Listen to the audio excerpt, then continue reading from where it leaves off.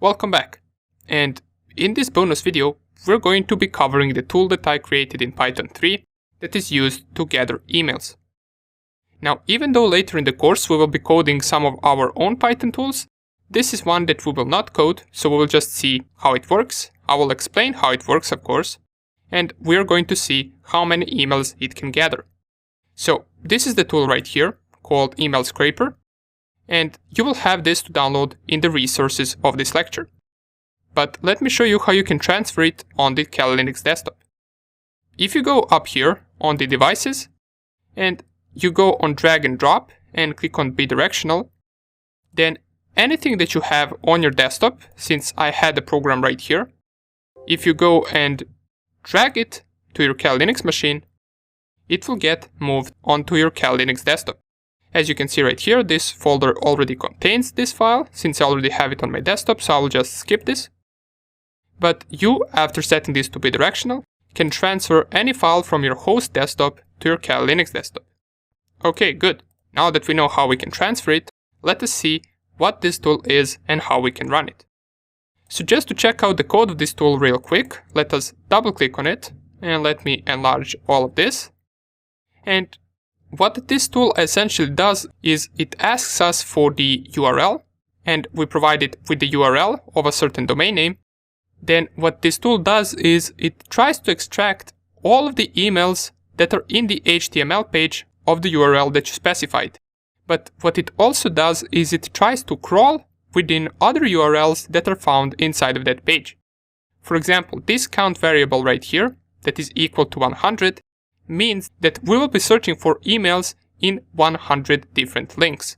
So you specify the main URL, then it goes through that URL, it extracts all of the emails, but it also extracts all of the other URLs that are leading to different pages. Then it goes to those different pages and performs the same thing. It tries to find the emails, and it also finds more URLs. And it does that until it reaches 100 URLs. This is a number that you can change if you want to, so you can set this to be lower or higher depending on how much results you want to find. Down here we can see that it is finding those emails using regex.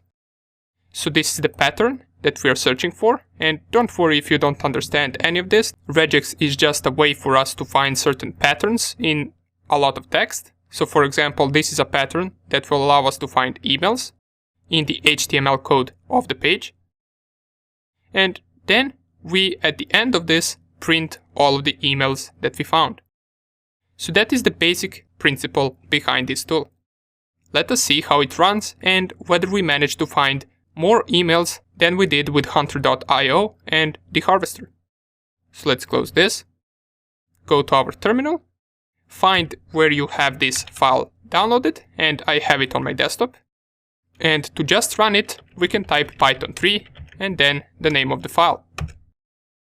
It will tell us enter target URL to scan, and here I'm going to specify the full URL to the same domain name that we used for the harvester and hunter.io, just so we can compare how many results we get with this tool and how many results we got with hunter.io and the harvester.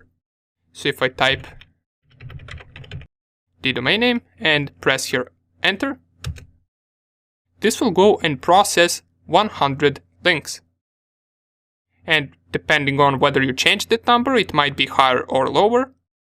And at the end of processing these links, it will print out all of the emails that it managed to find. So if you remember, with hunter.io, the website that we used, with the free account we managed to gather 10 different emails. With the harvester, first time we didn't manage to get any email, but after running it a couple of times, we might be able to get around 10 to 15 different emails with the harvester. But let's see how many this tool will find. So let's just wait for this to finish, and I will get back to you as soon as it's done. Okay, so the tool has finished scanning, and here are all of the emails that we managed to find. You can see there is at least 100 or 150 of them, and they all belong to the same domain. Now, we might occasionally find some email that doesn't belong to this domain, and we saw one down here, I believe. Let me just find it. This one.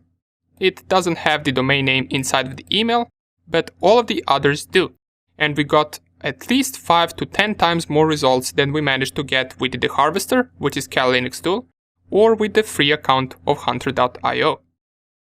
And here are all the links that it processed, so it clicked on all of these links and it tried to extract as much emails as it could from these links. Cool, right? So now you have a tool that will be able to capture a lot of emails based on the specified domain. Just make sure that once you run the tool, you specify HTTP or HTTPS before the domain name. Okay, so this tool is now yours. Feel free to use it as much as you want.